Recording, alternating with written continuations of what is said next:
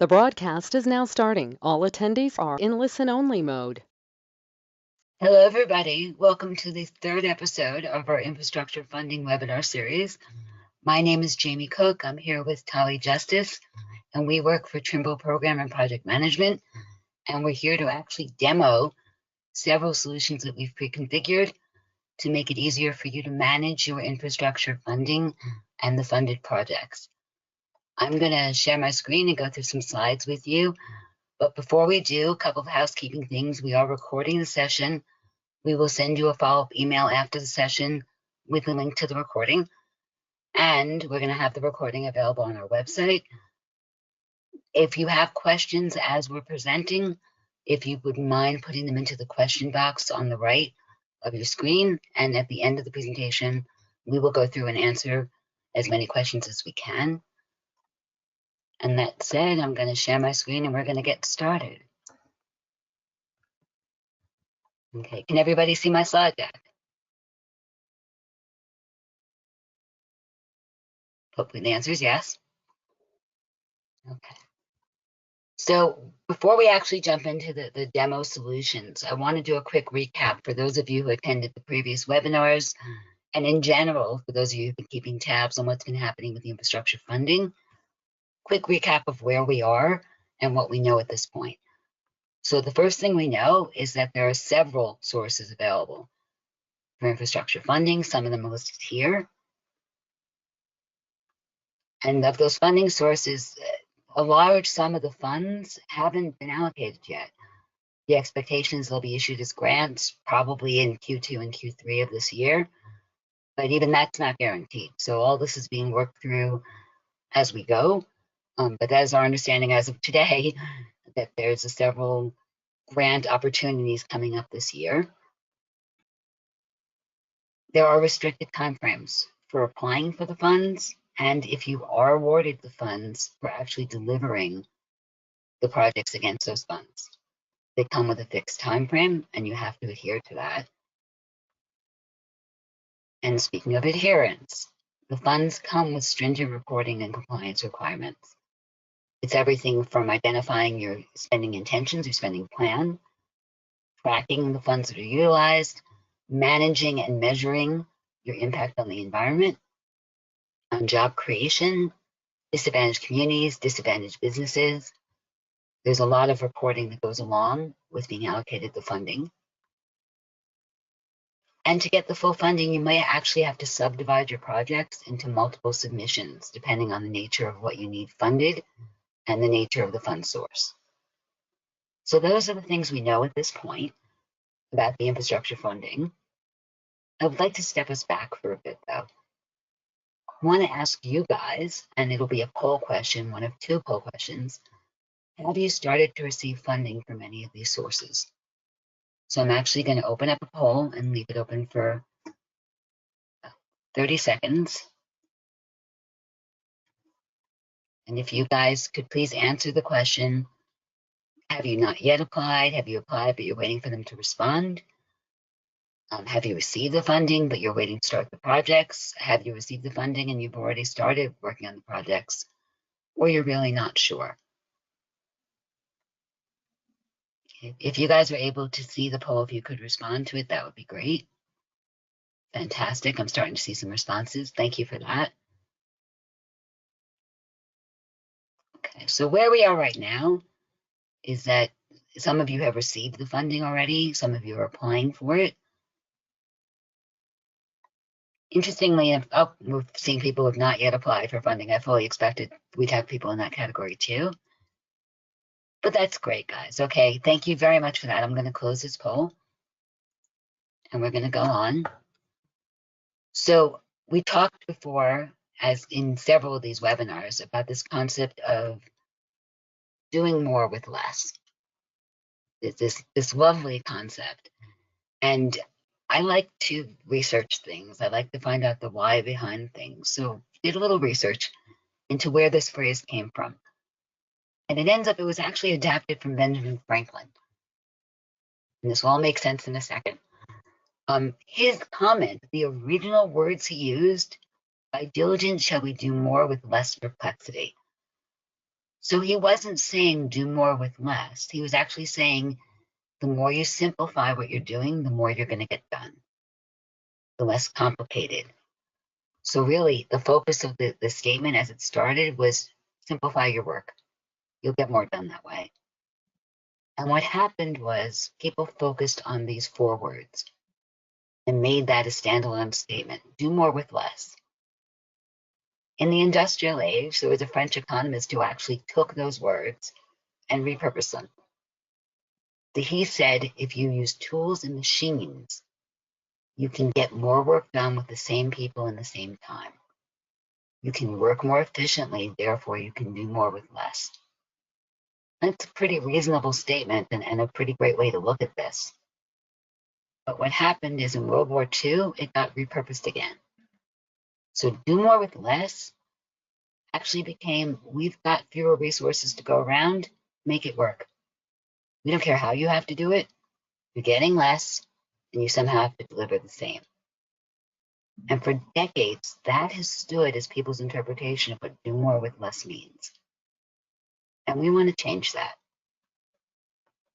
So do more with less in infrastructure funding. It's ironic because for most of our careers, money, budget has been the primary constraint on the work we can do. We have limited funds, do what you can with them. But in the infrastructure funding world, money isn't the primary constraint. The real constraints are limited commodities. You've got the funding, what you're lacking are the skilled labor, the people to get the work done when you need them and the volumes that you need them. In some cases, the materials, either because of supply chain issues or because the cost is so variable, or time. You have everything you need, but you have restrictions within the funding that require you to deliver within a certain time frame. Those are your constraints. Those are where you need your efficiencies.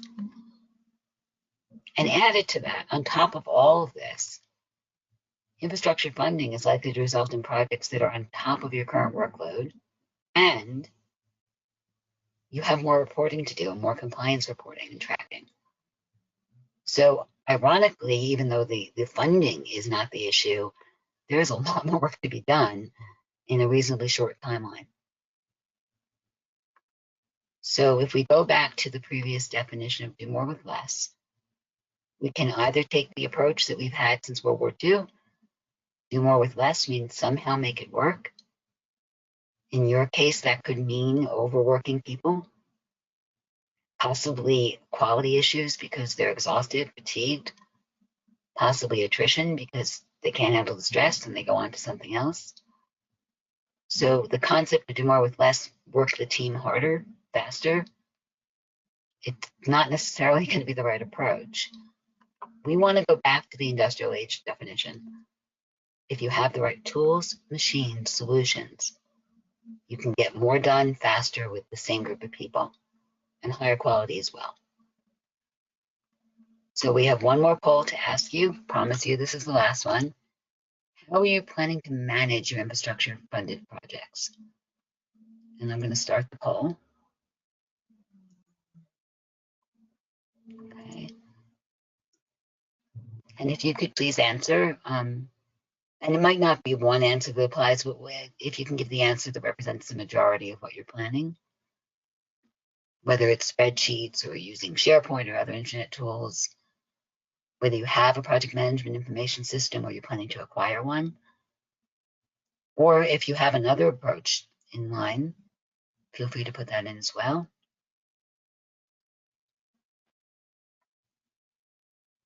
I'm starting to see some responses coming in. Spreadsheets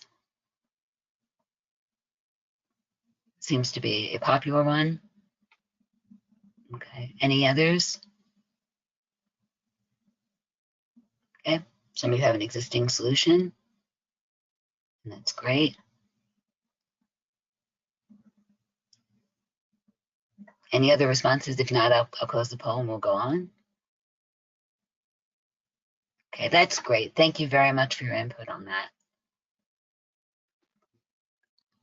So let's talk about this for a second. How are you planning to manage your infrastructure funded projects? tools that could be available to you, the efficiency that you can gain from using the right tools. So let's say theoretically the only tool you had available to you was something that let you automate and configure workflows. Let's say that that's the only thing it did for you. And by doing that, it let you automate task assignment, notifications, tracking, empowering the teams to manage their own work in required timeframes, automatic escalation or reassignment of work when it's overdue, so you don't have to keep track of it. The ability to get the status of work at any time without taking the team out of the field, distracting them, task switching, without increasing their workload and making them stop and do status reports. And the ability to expand and grow your workflows as your operations change and mature. Doing that yourself without requiring development changes. Let's say you had a tool that did that exclusively. What kind of value would that give you and efficiency in getting these projects done? And let's say we expanded this a little bit more. In addition to having the automation capabilities, automated workflows, you had a centralized place for your documentation, for your projects and financials, your design, your legal documents, a place where teams can access the current information whenever they need it, wherever they need it, a place where they are not taking a lot of time to find what they need or waiting for other people to find what they need, and a place where they can get the most current, up-to-date, and valid information, minimizing the risk of working with old designs or incorrect financials, or creating documents that already exist because they didn't know that they were there. That alone, combined with the automated workflow, gives you a lot of opportunity to get efficient work done and maximize the skilled labor doing the skills that they are experts in. And what if we added to that a few more features? So you can do cost management, and that's everything from your funding that you receive and funding from other sources you have, tracking allocations to projects, your budgets, tracking your commitments, your contracts, as well as your expenditures, your actuals, in a centralized place that's a source of truth. Tracking schedules, as well as how you're progressing on those schedules in a centralized place. Being able to track the key project and program level milestones and compare your actuals against what you planned and adjust your schedules accordingly. If you want, adding to that, contact management, being able to have a centralized place for all your key contacts, managing your calendar, and managing dashboards and reports that you can configure as well. So we're talking about the potential to gain efficiency by having that kind of platform available to you as a solution to help you maximize your resources in the infrastructure funding in the timeline required. But that said, whether you choose eBuilder or any other tools to help you do this, there are some risks. And I want to put those on the table and make sure we're all on the same page. So there is a need for risk management when you're selecting these tools.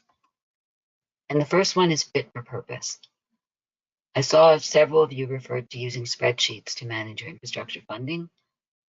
And that's great. And that is really a great tool for cost management and calculations. But it's not going to be the right tool for workflow management or project management or actually generating and tracking invoices or contract approvals. So spreadsheets will get you very, very far for the detailed calculation piece, but there's a lot more it won't do for you. Make sure whatever tools you select really are meeting your needs, and that's how you're going to maximize the efficiency. Similarly, it needs to be a trusted tool, something relatively new on the market, doesn't have a strong track record. You're taking a risk by taking it on if you choose to, and it needs to be a proven solution for the same reason. Again, this is whether you choose eBuilder or any other solution out there. The other thing is security. So all the efficiencies you gained from all these processes that are supported and centralized documentation, every dollar that you saved with those efficiencies, you could lose that in tenfold if you have a data breach. And you have to track that down, and you have to do damage control, and you have potential legal liability, Everything about that makes it important that you ensure that the platform is secure and aligned to your needs. So getting a cookie cutter solution and having to force fit your operations to how it's designed, that's not going to maximize your efficiency. It will likely frustrate your team, but it's definitely not ideal for you to actually get the most you can out of these tools. And equally important, it needs to be available when you need them. The funding is coming in now. The submissions and the projects have to start now to stay on track. A solution that's going to be there in a year's time, a year and a half, is really not going to help you. So those are the things to look out for when you're choosing the right tools. And now the question, this all sounds great. These tools could really help me. How in the world do I budget for them? And this is the beauty of the infrastructure funding. They were very forward thinking, and they actually included allocation for digital transformation tools. You can submit requests to get hardware and software solutions that help you deliver on the infrastructure funding as part of that funding. So as one example, BILLS has $100 million dedicated to advanced digital construction management systems. You can actually request funds to acquire those systems. And I guess the question is, why did they do it? So we went into the legislation. It was more of a curiosity again. Why are they funding this? What is their primary driver? And here are some quotes from that legislation. I'm not going to read through all of it, but it basically aligns to what we were just talking about before. To better manage the projects, to do more collaboration across the stakeholders, to allow things to be reported digitally instead of mounds of paper, and really to maximize the efficiencies you can get from the right technologies. So there are funds out there waiting to be used to help you acquire the right tools. And now we actually jump into the part that you've been waiting for. We're going to talk about the 3 packages that we've set up and pre-configured to help you with managing infrastructure funding and the projects. So let's start with, so we've pre-configured these tools. The 3 packages are called Get Started, Get Started Plus, and Get Started for Departments of Transportation. And we will take you through, sorry, I've got to pop up here, there we go. You guys can still see my screen, right? Hoping you can. All right, so those 3 packages, we will take you through each one of them. Each one is designed specifically for capital program owners to manage infrastructure funding and manage the projects. And we'll show you how. Each package includes most of the standard eBuilder functions that are available to any owner using eBuilder. We have built in infrastructure-specific functions, which we'll take you through. It includes implementation, training classes, videos, and we'll explain that to you as well. It's delivered on our platform, which is a proven platform that's been used for over 25 years by hundreds of owners. And it's available for live use in weeks, not months or years. So the first package is the Get Started package, and I'll quickly take you through the features, and then Polly's going to do the demo. So it includes eBuilder Standard, projects, contacts, calendar setup. It includes our processes module, which is the automated workflows we talked about. And we've pre-configured 4 of those processes for you that are infrastructure specific. So the ability to request and track funding for those of you planning to do that, or for those of you wanting to expand the funding you've already requested. Project intake, which is the ability for people to submit possible projects for consideration, for a subset of those projects to be approved, and for the approved projects to be automatically created as projects in eBuilder. That's built into the Get Started package. Action items, tracking assigned work and the statuses and who they're assigned to and the due dates, as well as design reviews. So everything you need, from the request of funding to the recipient of funding to allocation of budget to getting your design started on your projects, that's all included in the Get Started package. In addition, we include the eBuilder Documents module, which is that centralized documents we talked about, and a template specific to infrastructure requirements. We include cost management in the cost module, and we include a budget template aligned to your requirements. We include the schedule module, as well as an infrastructure schedule. And we have pre-configured infrastructure and standard reports and dashboards. But you didn't come here to hear me speak. You came here to see this in action. So I'm going to hand it over to Tali. Oops, I'm so sorry. There's one more bullet point. In the delivery of this, we have fast-tracked implementation, as I mentioned, weeks, not months. So delivery is going to include kickoff, a schedule for you that's been fast-tracked, training videos, walking through your configured solution, giving you admin training so you can manage the solution yourself or come to us, and helping you with adoption to be successful. And that's all included with the Get Started package. Now I'm going to hand it over to Tali to actually show you the Get Started package in action.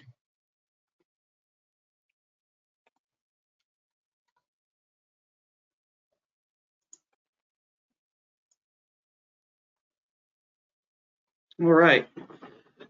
So as Jamie said, what you're going to see on each one of your packages is constituted by these modules atop the screen, right? So the home page, dashboards, projects, processes, documents, calendar and contacts, cost management, schedule management, and reporting, right? As well as administrative training to make updates, changes, or enhance your own account. So we'll start on the homepage. The primary components of the homepage are this is where you land when you log into eBuilder. And the most important things here are that workflow in court, right? Those pre-built processes, as well as processes that you'll eventually build for your organization, all have ball in court functionality, which means whoever is currently responsible for that step of the process, it shows up right here. And they're able to click on that process, which will bring it up. They're able to take action on that process, read, review, provide data, provide documentation, whatever it is, and take the next step to submit that process, all from one screen, right? No having to navigate around looking for what you're supposed to do or what you're currently responsible for. Additionally, it covers other pieces of information. We won't cover all of them, but things like schedule tasks that you're currently assigned to or responsible for from the schedule module in order of what's occurring first. So here you're looking at things that you're currently responsible for and need to do, as well as high milestones or things across your entire portfolio that you need to pay attention to or that could be upcoming. In addition to that, the homepage offers quick access to the documents module, to process modules to start process, as well as any announcements and a link to the calendar module. So there really is just a ton of information and not much left from eBuilder that you can't access directly from this homepage. From there, we'll talk about the documents module, or sorry, the dashboard module. Each package will come with a set number of dashboards. These are report visualizations. So as we get information about our various projects within the portfolio, we can run those in tabular reports, or we can visualize that data in a variety of different charts and graphics. We will have pre-built items for those, such as just a generalized program summary, as well as detailed dashboards. Specifically, let's look at the funding requests and how much funding has been requested and how much has been allocated and so on and so forth, right? Pulling those up in pre-built dashboards that you can use from day one. As soon as you start entering data into the system, the dashboards will reflect that data. Going in again, we're going to look at the Get Started package. We have the concept of the projects module. Projects, first and foremost, are how all data is stored in eBuilder, right? You store it on a project. Within that project, we start storing data at the header level, right? So basic information, what's the name, who's in charge of the project, or what we call the administrator, right? Managing the project, what's its current status, what's its target date, when is it supposed to be done, when did it start, as well as real-time data, such as when was the last time that any of this information was modified and who modified it, right? So you have access to make sure that the data is up to date or that it needs to be updated, and that data could be out of date. In here, we have some very standard custom fields. This is all highly configurable and part of the administrative training that you get. So you can really store any components of a project that are important to your organization or that you want to report within these. Some basic concepts that we start with: project number. What is the type of project?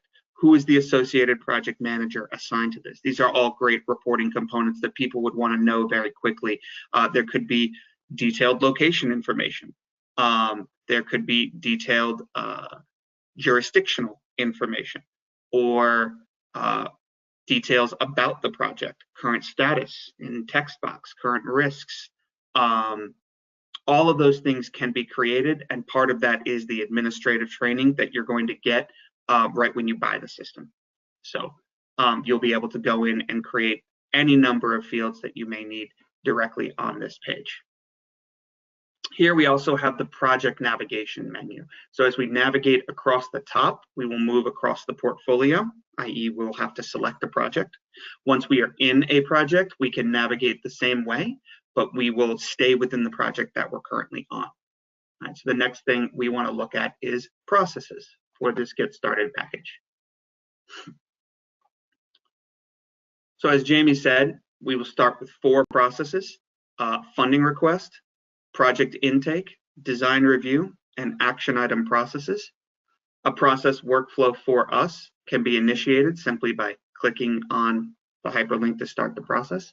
That can be done from the processes page, or that, as we showed before, that can be done from the home page. So you don't really have to even drill down into a project to start working in eBuilder. You can do it right from the login page.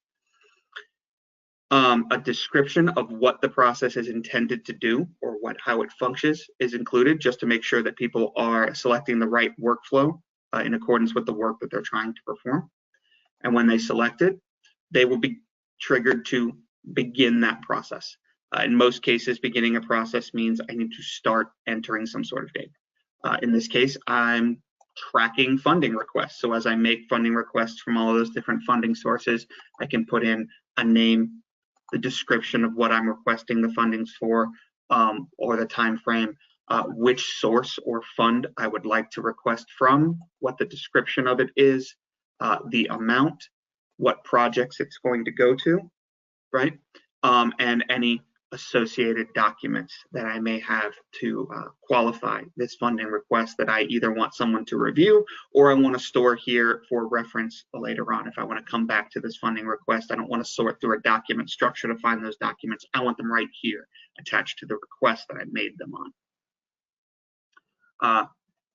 It has automatic built-in error checking, i.e. if a field is required, has a little asterisk, it will tell you, right? You didn't fill out a required piece of information. This helps with onboarding people very, very quickly in the workflow module. It's very easy to start the process and just follow the instructions on the screen.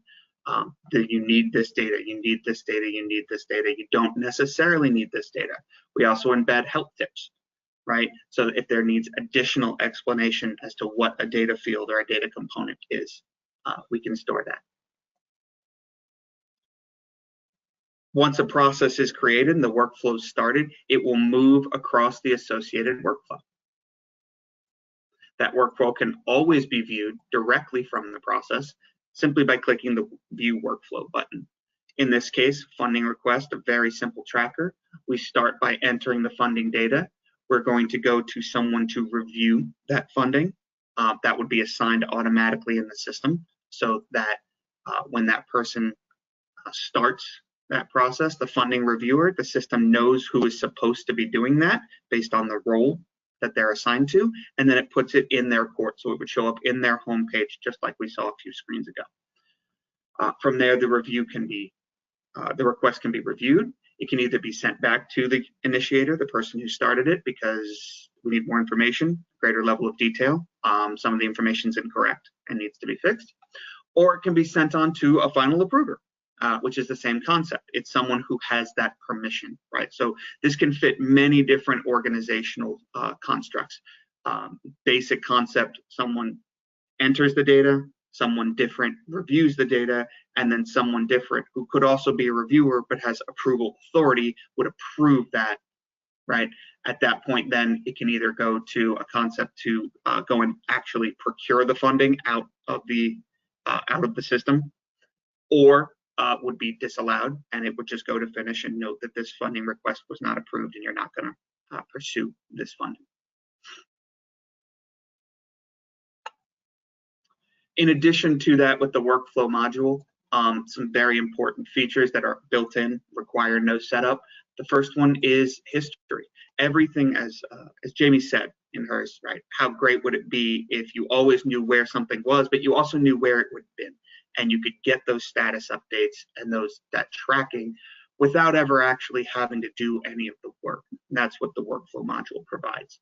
So every Sorry, Tali, I have a request to Zoom. If we can make the screen bigger, people are having a hard time seeing the detail in the demo. All right, should be Thank a little you. better. So in this case, every time the process moves between people taking action, or what we call actors, eBuilder is tracking. What action did they take? When was it completed? How long did it sit in their court? Who currently owns it? Could be one person, in this case it's me. Could be many people, right? And how long has it sat there? In addition to who owns it, what are they doing? All of the data components within that, every data change, in this case from not having a value to the value that Jamie typed in, or from the value that Jamie typed in to a different value when she had more information, were all updated and tracked within the system. So there's no part of either a process moving or data being input or extracted from the system that's not automatically tracked and reportable in real time.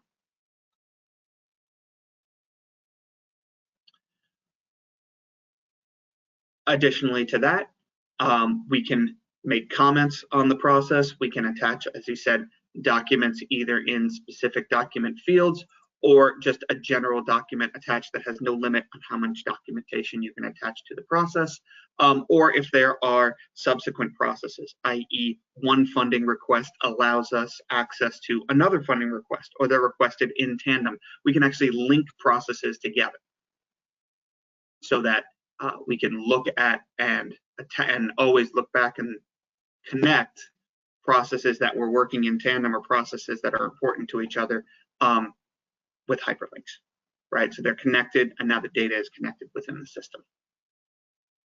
Taking action on a process is as easy as clicking the drop-down button and just selecting the action that you want to take, and then clicking the Take Action button. So those are our pre-built workflows in the process module for the Get Started package. And those workflows are ready to go right on day one that we start your implementation. And then you will have training to have them grow with your organization, as well as building new workflows through the administrative training also involved and included with the package.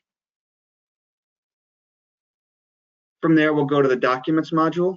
And as Jamie said, this is a preset document format. Every single one of the projects will have all of these folders that can be collapsed or expanded. These are pretty standard based on just a normal project lifecycle organizational structure. The folders, the subfolders, we have things like email in functionality that's built into the system and already configured, which is great. Every project will have a folder that has an email inbox. That email can be sent from any document, any email system with documentation attached, and will be emailed directly into the system, stored with the documents stored separately. It's an easy way of getting documents into eBuilder without disrupting your day or having to stop and say, okay, I've done all of this stuff on my computer. Now I have to go take everything that I downloaded from these emails and stored on my computer, and I have to go upload them. You don't have to do that. You can just, as you receive the documentation into your system, whatever you're using for email, just forward it on to eBuilder, right? Anything that's got project documentation that you think is critical, then you can receive all of that documentation, the associated documents, and just move them down into the document structure wherever they go for permanent filing or for looking at them later. Additionally, we have a file viewer, which will show an email file. this case, the email that I sent in. The important thing about the file viewer is you don't have to have the software, so you don't have to open the software. You can be on your iPad, on a phone, on a laptop that might not have a drawing viewer. You can just open it through eBuilder. There's no reason to have to download it and then have software to handle that file type.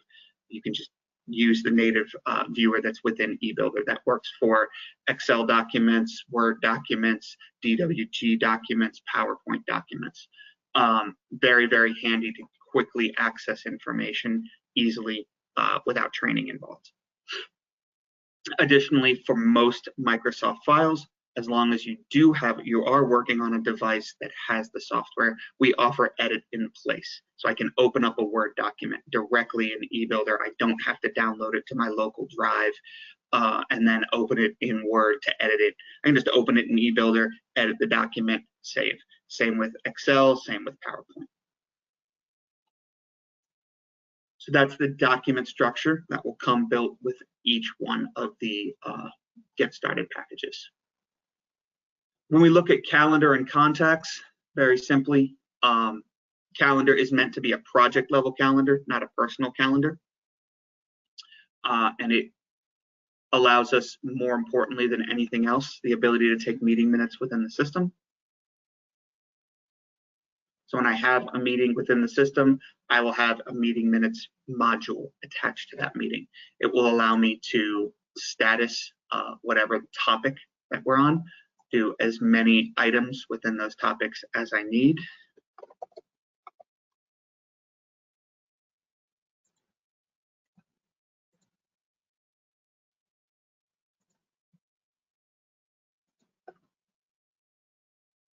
And then view however long that topic has been open, right? We can open and close those. We can attach documents directly to the topic if they're relevant to that topic. We can publish and send out to all the meeting participants directly from this page without having to navigate anywhere else and get a nice document format of meeting minutes, very similar to a meeting minutes transmittal. And then also, as we carry topics forward, not every topic gets closed in the meeting that it's brought up, right? So as we carry those forward, we again automatically link all of those data points through discussion history, right? So now instead of going back and having to look at 10, 12 meetings where we discussed a topic and we finally came to a mitigation or a resolution or some sort of strategy, I can just click on one button for view discussion history, and I'll have every meeting that topic was ever discussed right in front of me. And I can export all of that or just use it as a reference point. The contacts module allows you to store contact information about various organizations and people. The most important thing here is one, it has a pre-built import for contacts. The majority of these are going to come from your ERP as you're using eBuilder for cost management. You're going to want those companies and those contacts that match your financial system in eBuilder so you can get a one-to-one match for the contracts, right? The contracts may be built differently in the systems, i.e. eBuilder is going to go into a lot of detail, construction level detail about how to manage your contract. The financial system will probably not have that level of detail, but you want them to be speaking the same language, especially about the organization that contract or invoice or payment or whatever it is going to. So very easy to create them manually, but we suggest that it comes with a pre-built import to just import all of that data directly out of your financial system and into eBuilder with that contact list.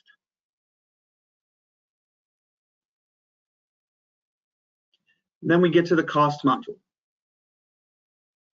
So the cost module has the ability to track all costs on a project from funding allocation, right? From the funding tracker of getting the funding, having the funding for one or many projects within your portfolio, right? And then pulling that funding, that allocation down into that specific project, saying, okay, we're assigning X number of dollars from that fund source for this project, and then breaking it down further. What are we going to use those dollars on, right? And we build an organizational structure. We call the cost code structure for you. Very simple. Based on project lifecycle phases and then some high-level buckets, very similar to construction spec sections within those phases that are just common organizations of cost within the construction world. We can, these codes can be added to, the code numbers can be changed to make it feel what's right for your organization. But fundamentally, this is the structure that we load up for you when you start with, and you can start tracking your costs, your budgets, your commitments, contracts, any encumbrance against your budget, really.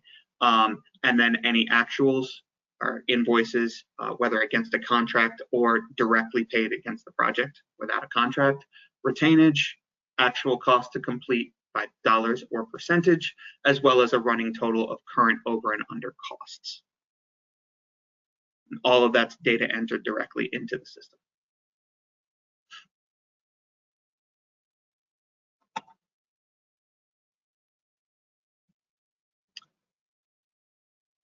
From there, we'll go to the schedule module. Every one of the get started packages will similarly have a standard schedule template that we will load up for you. Again, high phase level template with common construction milestones built in, ready to go. The schedule module itself is very similar to any other piece of schedule management software that you've ever worked with. So there's a very low training uptime on this. We have the ability to take the template, apply the template, adjust dates, adjust duration, adjust percent complete, adjust the name of it. We can edit directly in line, or we can edit through a screen. We can add tasks simply by clicking on add tasks and build that task into a line. We can drag and drop tasks anywhere in the schedule that we might need them. Or we can just, if we don't need a task, delete it from the schedule. Again, very user-friendly, very easy to operate, and we're just like any other piece of scheduling software, tracking start, finish, completions, and baselines, right, against multiple calendars within the system. Additionally, we have full history and tracking of all schedule changes, as well as the ability to snapshot a schedule in time, similar to a baseline, but not as enforced, right? It's what we call a snapshot. So it's kind of like a baseline light. Just gives you a, hey, I want to take a picture of the schedule at this, on this day for posterity's sake.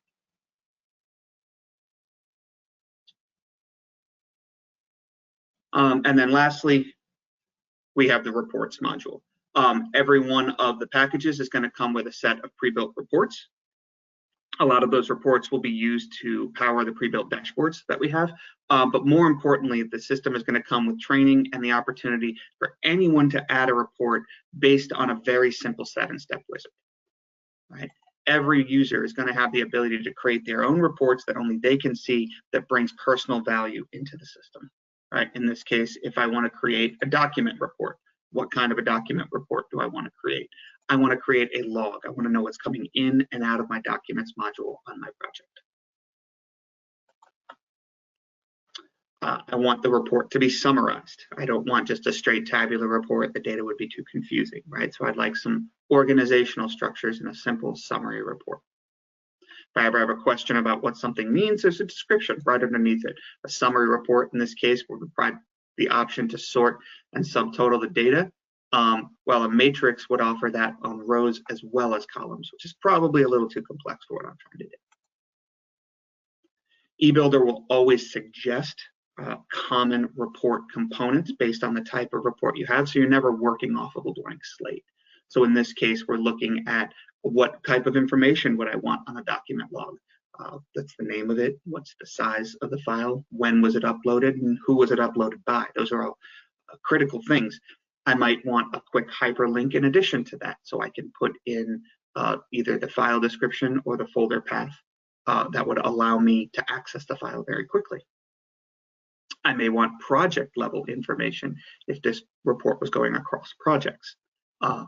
In this case, I'll say, well, if I'm going to report on all of my projects, I also want to include the project name in this report. At any time, I can see the report that I'm working with simply by clicking Run Report. I don't have to wait till the end to see how I'm working.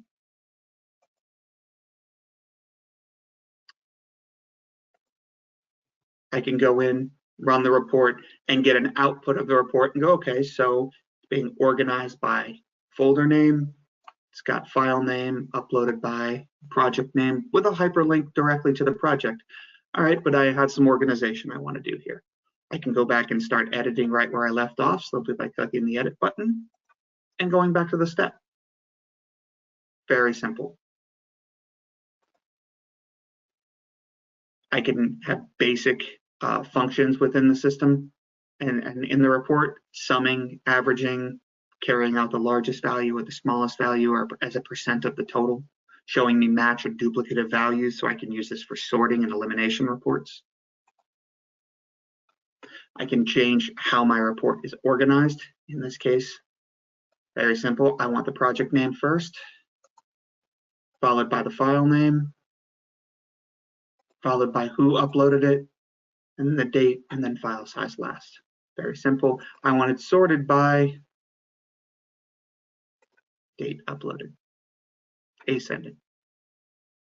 I can adjust the column width. I can even put logos on the reports if I'm planning on using these outside of the system or emailing them outside of the system. I can make the reports look nice and professional.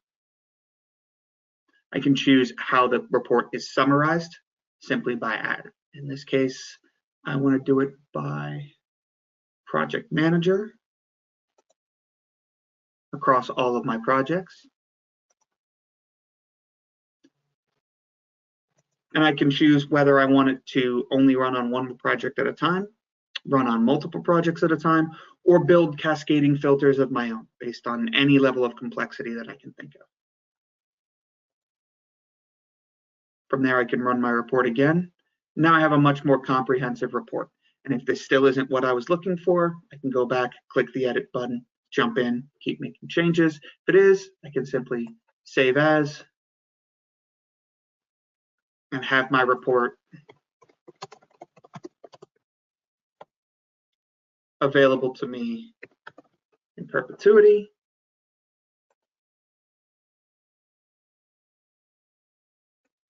Always under my personal reports. So right there at the top of the screen, all the reports that I've created that bring me value right there at my fingertips. So that's pretty much it for what's included in our Get Started package. I'll go ahead and hand it back to Jamie so that she can take you through the other packages.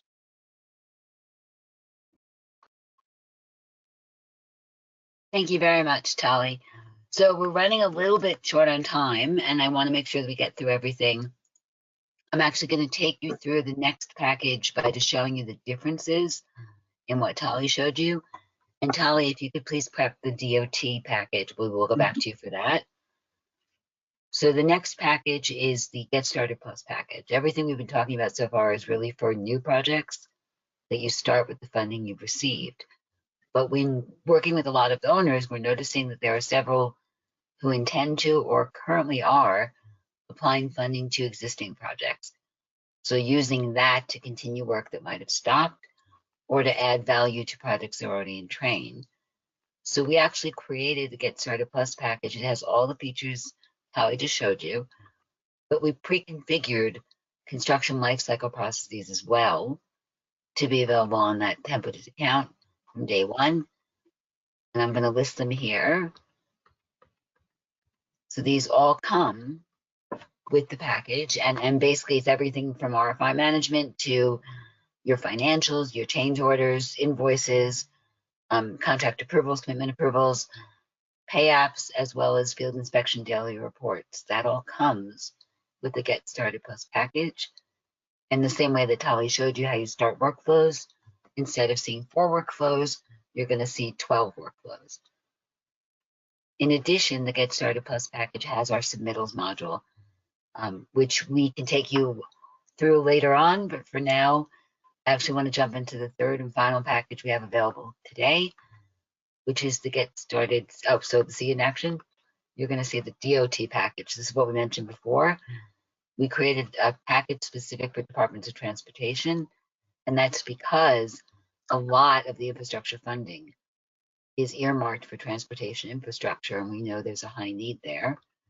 So in addition to the Get Started package features that we showed you, The DOT package actually has 3 processes that we've built for DOT-specific requirements.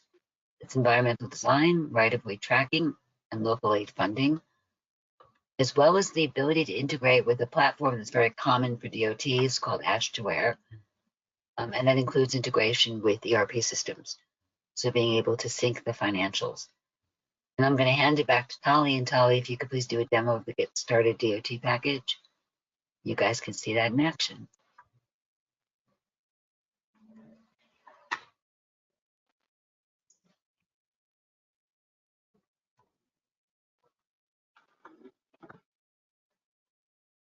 All right, so we'll keep this very short. Key difference here, as Jamie said, is the processes that you're using within the DOT package. An example of this, right, would be the environmental review process, right? So a lot of really just an information-heavy process, capturing a lot of information about a lot of potential environmental hazards, issues, risks, and then their mitigation strategies or assessments, and then their remediations, right? We're capturing all of that data within the process. And then as we submit that process, we are basically tracking just what's happening within that specific issue, right? So that just like most environmental phases of a DOT application or a DOT project, right? We're tracking a large number of these processes in various stages of review, developing the remediation plan or mitigation plan, its implementation, its current status of what's going on with that plan, and then long-term stewardship, and then to execution, so that we can get through our environmental reviews and our environmental component of the design phase. Right, so those are the types of things, in addition to the environmental review, dealing with right-of-way, same component, capturing data about each parcel and what the plan is for that parcel, whether we're doing a partial take, a total take, whether we're doing a relocation, whether we're doing a condemnation, whatever is necessary for that particular parcel for that project, capturing that information, and then being able to report it as needed. All right, and with that, I'm going to give it back to Jamie to wrap us up.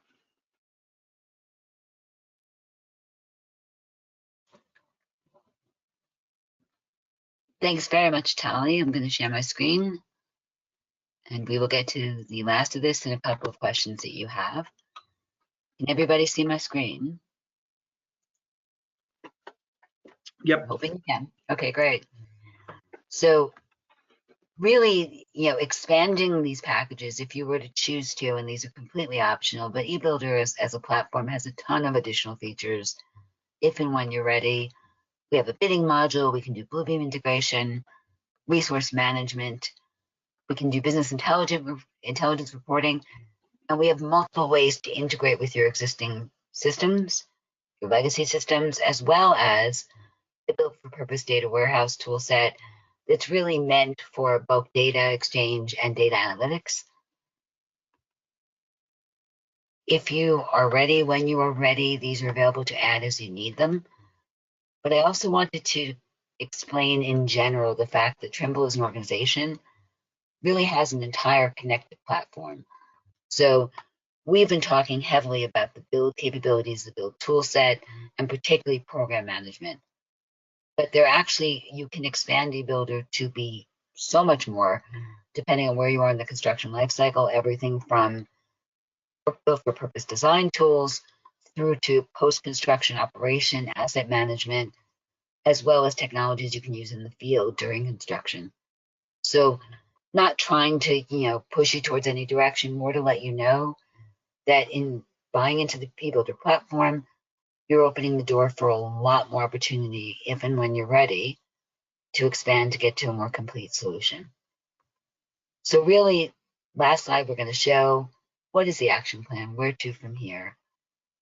And the bottom line is whatever tools you decide on, whatever direction you take, you need to have the foundation established as soon as possible.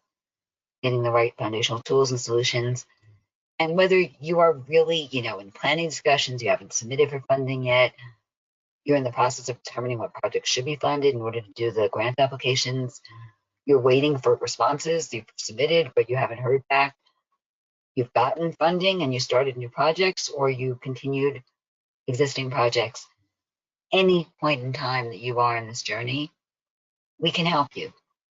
And we really want to, if you reach out to us, we really want to have a conversation and see what we can do to help you and be able to find the right solution that meets your needs or help you find that right solution. And that's pretty much it. We do have time for a couple of questions. There was a question that came in at the beginning, which is, can we point people to specific grants in the bipartisan infrastructure funding? And apologies, we really can't. There isn't a whole lot of detail available to us. We're really not funding agencies. So it would be helpful if you actually go to your funding agency and get those details. We did reference the high-level statement that there's 100 million earmarked, but the specific, for digital transformation, the specific grants you need to apply for, need you to go to somebody who's a source of truth there. The second question that came in had to do with how long it takes to get the solution up and running. And Tali, if you wouldn't mind, could you actually, your take on how long it will take if somebody wants one of these package solutions? The goal is to have this solution up running with training and your people using it and putting in data within 30 to 60 days, sometime in that time frame, giving availability for your people, their schedules, and getting them through the necessary trainings and the necessary sessions they need. Fantastic, thank you. I will say to you guys, as like any sale, we're going to have, there's some paperwork that has to be done. We even tried to streamline that. So we've pre-created order forms specific to these packages. We're trying to make this entire process as quick and painless as possible for everybody to get you up and running as fast as possible. The last question we have that we can talk to today, there's a few more, but we'll have to get back to you offline, has to do with what mistakes people make when they choose an infrastructure funding tool.